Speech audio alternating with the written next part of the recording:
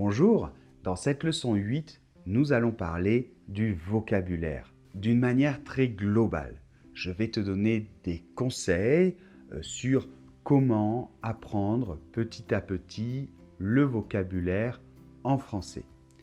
Alors surtout, n'oublie pas d'activer les sous-titres dans ta langue ou en français et on commence.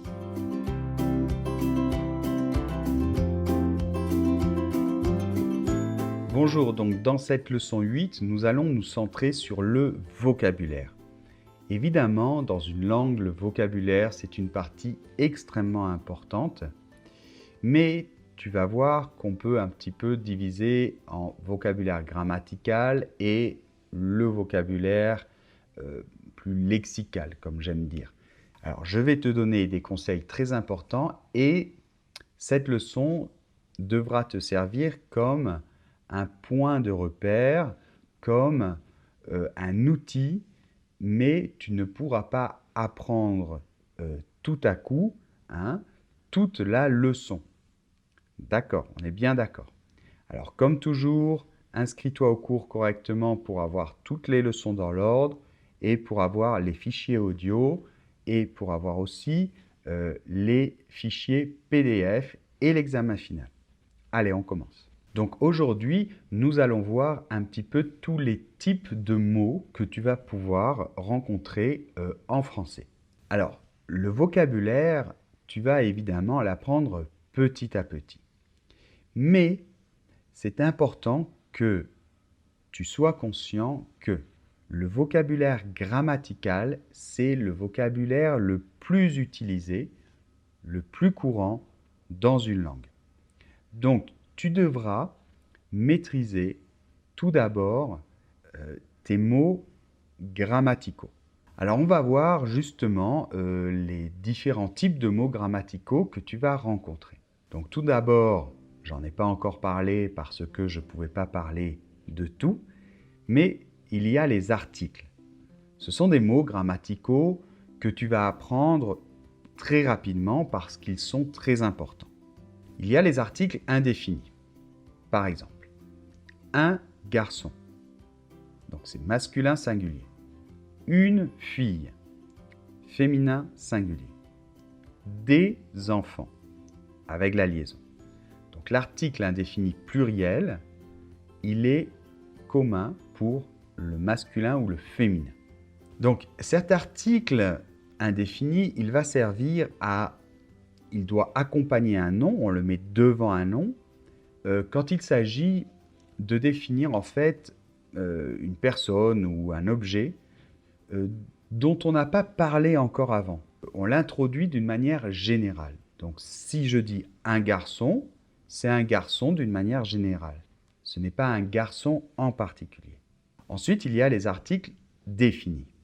Donc, dans ce cas-là, ils servent à introduire un nom, une personne ou une chose dont on a parlé souvent avant, ou une personne ou une chose en particulier. Bon, je ne vais pas trop insister, mais voyons donc l'exemple, ça sera le garçon, la fille et les enfants.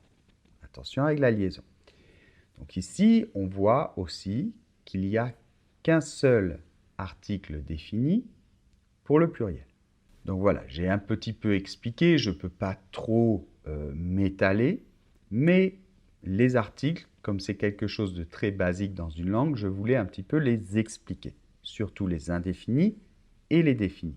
Alors il existe d'autres articles, mais je ne vais pas trop expliquer ici parce que je ne peux pas, et puis c'est un cours pour débutants, mais tu verras petit à petit dans ton apprentissage qu'il existe des articles contractés. Par exemple, je vais au moulin. C'est la contraction de A et le, d'une préposition et d'un article. Ou des articles partitifs devant des quantités indéfinies ou pas très bien définies. Je veux du lait. Alors ensuite, on va faire un tour rapide, mais il existe ce que l'on appelle des déterminants ou adjectifs démonstratifs. Donc ça, c'est pour montrer, quand tu montres, par exemple, là, cette caméra, cet ordinateur, ce bureau. Voyons les exemples. Donc, ce livre, masculin singulier, Cet appartement, masculin singulier, mais appartement commence par une voyelle. Alors ce se transforme en cette. Cette maison, pour le féminin singulier, et ces personnes pour le pluriel, masculin ou féminin. Ensuite, nous avons les adjectifs possessifs pour marquer l'appartenance. Donc, par exemple, s'il s'agit de moi, de la personne je vais dire lui, c'est mon ami, ma voiture, mes parents. D'accord? Donc, les adjectifs possessifs, quand tu vas les apprendre, tu vas voir, c'est un peu difficile parce que ça dépend de la personne, je, tu, il, et ça dépend de la chose qui nous appartient.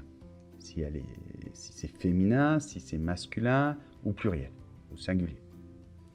Voyons avec tu par exemple. On va dire, cette fois-ci, on ne va pas dire mon ami, on va dire ton ami, ta voiture, tes parents. Avec il ou elle, son chien, sa copine, etc. Avec nous, nos amis. Avec vous, votre maison. Avec il, elle, leurs enfants par exemple. Tu trouveras parmi les mots grammaticaux importants aussi les pronoms. Nous avons déjà parlé des pronoms. Donc, quand on a vu la conjugaison dans « je m'appelle ». Je est un pronom personnel sujet et m'appelle, c'est un pronom réfléchi. Le M apostrophe ici, me, M-E. En général, les pronoms servent à remplacer quelque chose. Par exemple, je remplace moi-même, Pierre. Voyons un autre exemple de pronom. Je donne ce livre, je le donne. Donc ici, le, pronom personnel, complément d'objet direct, bref. Le remplace ce livre. C'est le train qui part à 5 heures. Qui remplace le train. C'est un pronom relatif et il sert à unir deux phrases aussi, à éviter de répéter la même chose dans deux phrases différentes. Bref, il existe d'autres pronoms, mais je voulais, toujours pareil, te donner une idée globale. Après, il existe des petits mots qui sont des prépositions et des conjonctions. Donc ces mots introduisent un autre mot. Par exemple, je vais partir en France. Ici, après le verbe partir, et comme il y a le pays France, après, on doit mettre la préposition en. C'est obligatoire. Donc, je vais partir en France et j'irai à la plage. À est une préposition aussi qui va introduire la plage. Et le petit mot que j'ai mis en vert là, et, c'est une conjonction qui va unir les deux parties de la phrase. Il y a aussi les adverbes qui sont très importants, surtout certains adverbes. Par exemple, on a vu un adverbe, l'adverbe de négation, ou plutôt les deux parties, ne et pas. Je ne mange pas. Il existe aussi d'autres adverbes de négation. Par exemple, je ne mange jamais. Il y a des adverbes de quantité, par exemple, je mange beaucoup. Un adverbe, en général, modifie un verbe, mais il peut faire varier ou modifier tout l'ensemble de la phrase. Par exemple, demain, je vais voir mes amis. Demain est un adverbe. Ensuite, d'autres mots qui peuvent rentrer dans la catégorie des mots grammaticaux, du vocabulaire grammatical, ce sont les verbes, parce que les verbes se conjuguent. Le verbe, c'est le noyau principal de toutes les phrases. Donc je te conseille de rapidement connaître les verbes les plus fréquents en français et de connaître assez rapidement, plus ou moins au moins, leur conjugaison. On parlera de la conjugaison et des temps verbaux dans la leçon suivante. Donc on a des verbes fondamentaux, bien évidemment, comme les verbes être, avoir, aller, faire, parler, finir, etc. Donc je te le répète, je te conseille vraiment de bien focaliser ton attention au début sur le vocabulaire grammatical. Mais évidemment, il existe aussi un autre vocabulaire que j'appelle non grammatical, et donc on peut le séparer en deux catégories. Les adjectifs qualificatifs qui vont servir à qualifier, souvent une personne ou un objet. Par exemple, petit, grand, ennuyeux, etc. Alors, ils se transforment selon s'ils sont masculins, féminins ou pluriels. Par exemple, petit, petite ou petit avec un S pour le pluriel masculin et petite avec ES pour le féminin pluriel.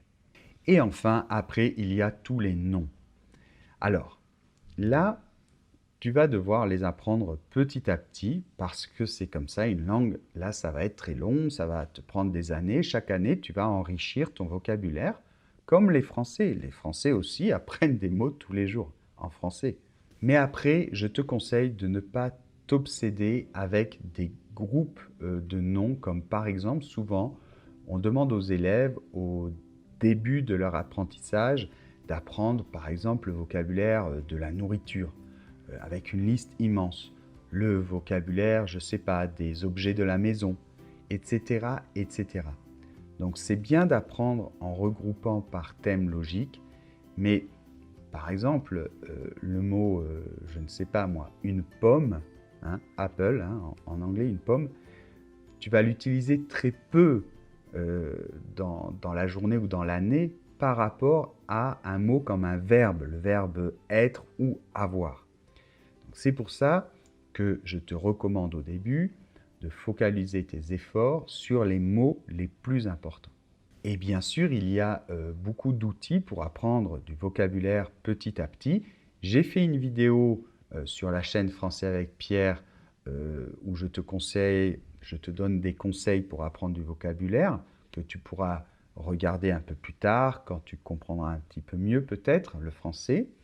Et il y a des outils, je te parle dans cette vidéo d'outils comme Google Translate, comme des dictionnaires, etc.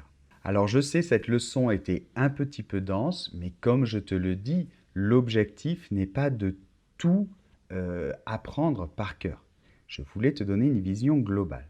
Essaie d'apprendre un petit peu tes articles définis, indéfinis, et on fera quelques exercices faciles sur cette leçon dans la fiche PDF. On va terminer avec un petit texte pas très difficile. Essaie de repérer dans ce texte où sont les noms, les adjectifs, les verbes, les conjonctions, les possessifs, les démonstratifs, les articles, etc. Allez, c'est parti, je vais le lire. Bonjour, vous pouvez vous présenter s'il vous plaît? Vous avez quel âge? Quelle est votre nationalité? Oui, je m'appelle Jean-Louis, j'ai 23 ans et je suis français, mais mon père est espagnol. Et vous vivez où actuellement? Je vis à Bordeaux. Mon adresse est 22 rue Fondodège.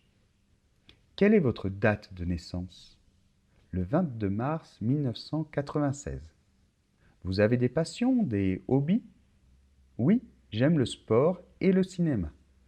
Merci, au revoir Jean-Louis. Merci. À bientôt. Donc ce petit exemple nous sert aussi à approfondir un peu le thème de la présentation en français. Donc tu auras cet exemple dans ton fichier audio, tu auras aussi la transcription dans le fichier PDF. Essaie de bien l'écouter, de l'apprendre si tu peux et de le répéter surtout. Si tu as aimé cette vidéo, n'oublie pas les pouces vers le haut, n'oublie pas de la partager et tu peux me laisser un commentaire. Au revoir.